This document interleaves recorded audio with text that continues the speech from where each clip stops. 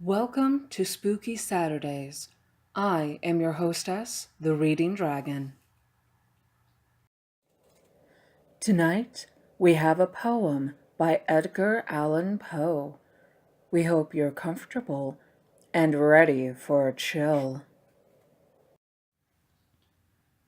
The Raven. Once, upon a midnight dreary, while I pondered, weak and weary, over many a quaint and curious volume of forgotten lore, while I nodded, nearly napping, suddenly there came a tapping, as of someone gently rapping at my chamber door.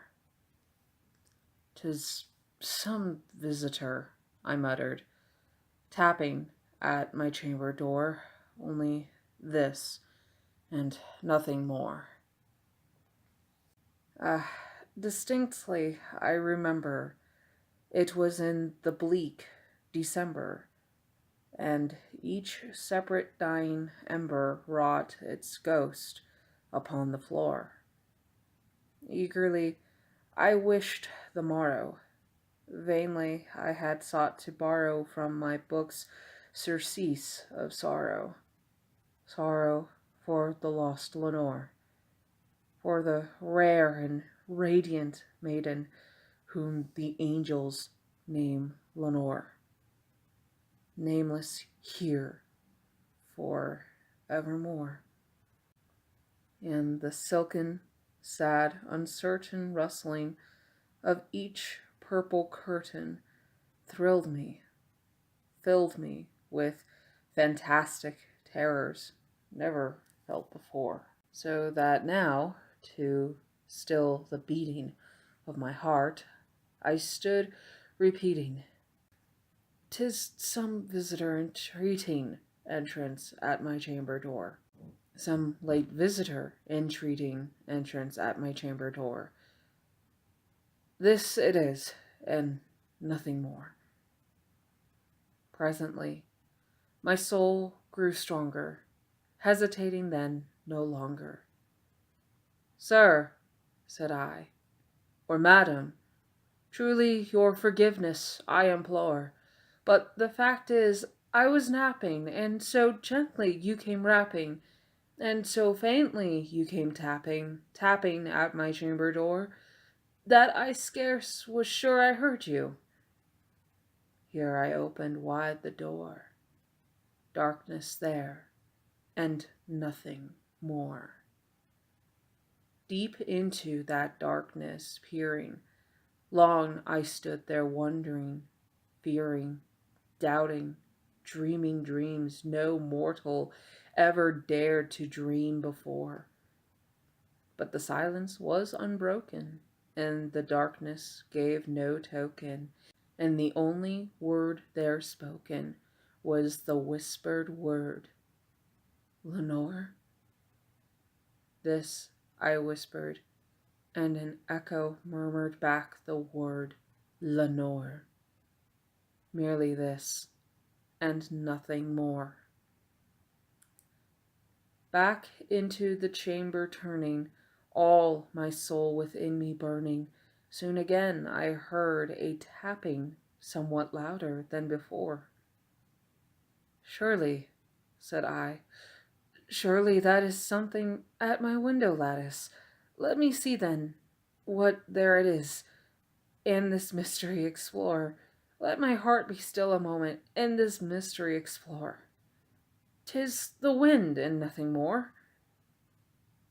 Open here I flung the shutter, when with many a flirt and flutter, in there stepped a stately raven of the saintly days of yore.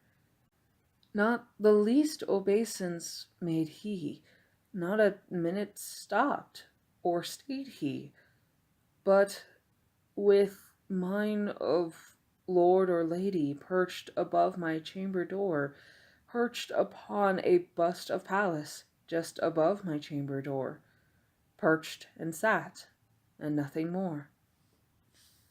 Then this ebony bird, beguiling my sad fancy into smiling, by the grave and stern decorum of the countenance it wore. Though thy crest be shorn and shaven, thou, I said, art sure no craven, ghastly grim, and ancient raven, wandering from the nightly shore. Tell me what thy lordly name is on the night's Plutonian shore. Quoth the raven, nevermore. Much I marvelled, this ungainly fowl, to hear discourse so plainly, though its answer little meaning, little relevancy bore. For we cannot help agreeing that no living human being ever yet was blessed with seeing bird above his chamber door, bird or beast upon the sculptured bust above his chamber door, with such name as nevermore. But the raven, sitting lonely on the placid bust, spoke only that one word, as if his soul in that one word he did outpour.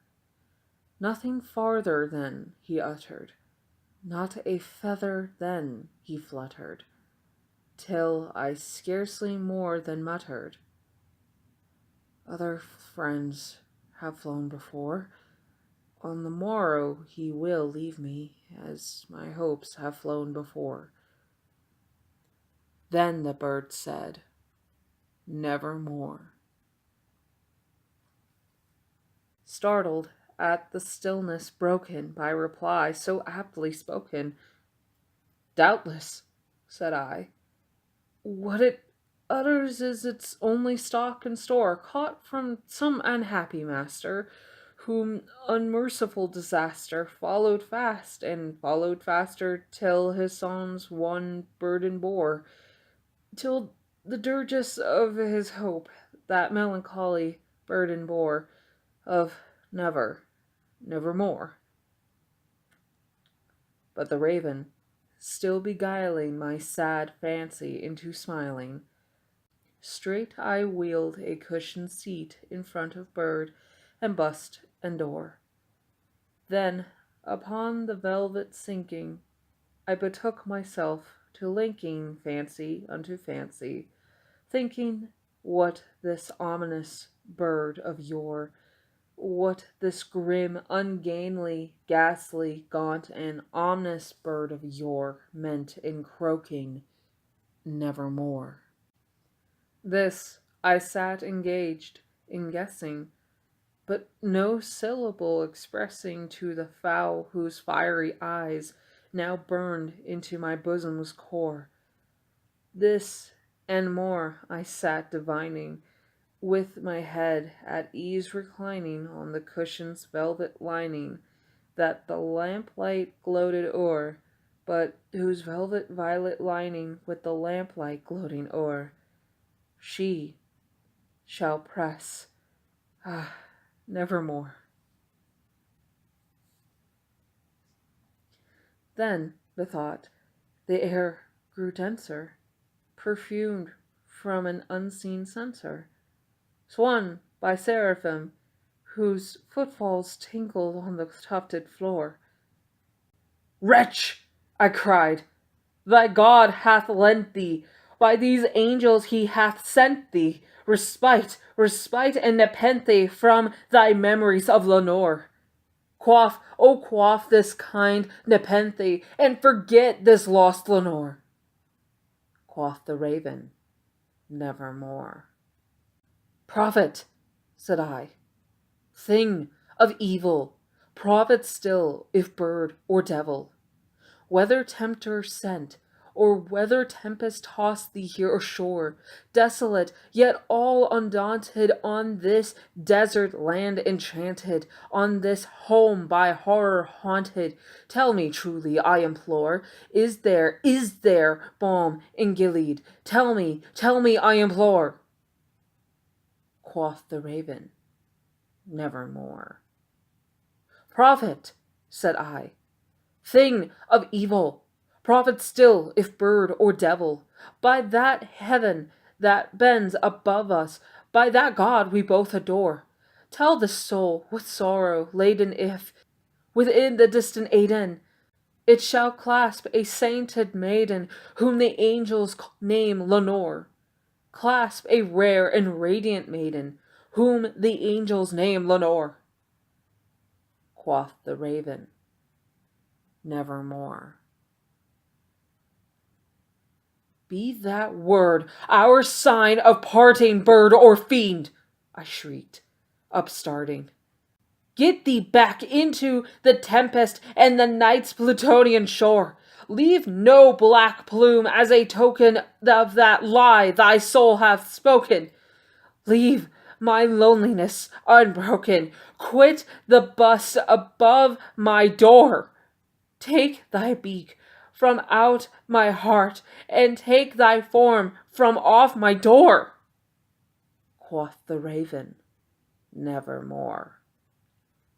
And the raven, never flitting, still is sitting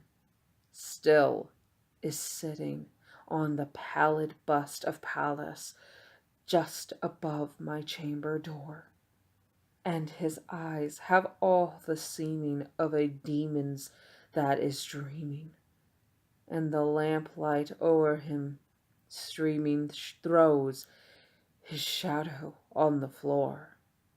And my soul, from out that shadow that lies floating on the floor, shall be lifted nevermore. We hope you enjoyed this poem.